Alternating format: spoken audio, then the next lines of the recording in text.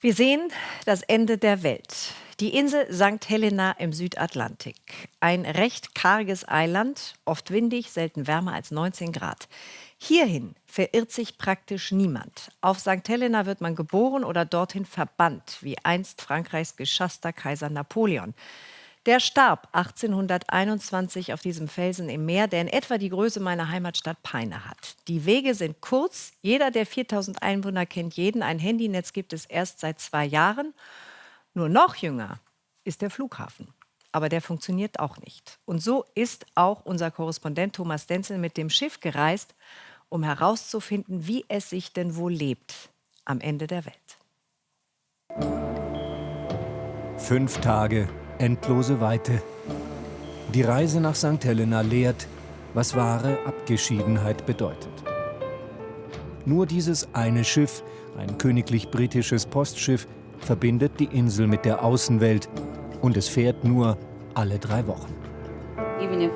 Schon 1 Grad neben dem Kurs zu sein ist ein Problem, sagt die diensthabende Offizierin, denn von Kapstadt bis zur Insel ist es weit. Früher sind Schiffe sogar an der Insel vorbeigefahren. Früh am Morgen taucht St. Helena am Horizont auf. Zuerst ist es nur ein schmaler Streifen im Dunst, das Eiland, um das sich die Legenden der frühen Seefahrer ranken. Wie ein ungeheures schwarzes Schloss ragt St. Helena aus dem Meer auf. Schroffe Klippen rundum. Wohl auch deshalb haben die Briten Napoleon hierher verbannt. Nur in kleinen Booten können Passagiere an Land gehen und alles, was die Inselbewohner zum Überleben brauchen. Auch das geschieht nur alle 3 Wochen.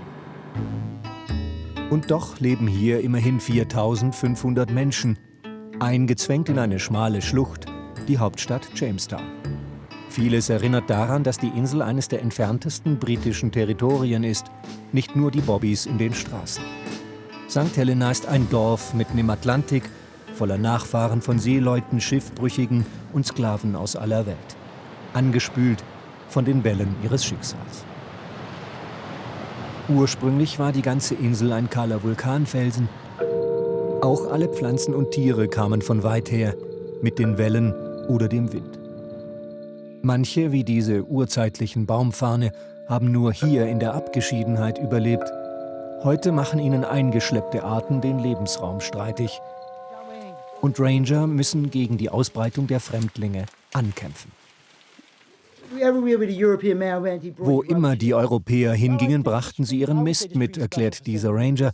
Diese Baumfarne aber sind etwas Besonderes. 500 Jahre nach der Entdeckung der Insel existieren sie immer noch.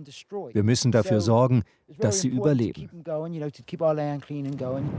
Doch mit der Abgeschiedenheit könnte es bald ganz vorbei sein. Es gibt einen nagelneuen Flughafen auf der Insel. Über 300 Millionen Pfund hat er gekostet. Doch kaum einer wagt hier zu landen. Linienflugverkehr mit dem Festland gibt es bisher nicht. Der Grund: sogenannte Scherwinde fegen über den Flughafen. Angeblich stellte sich das erst nach dem Bau heraus.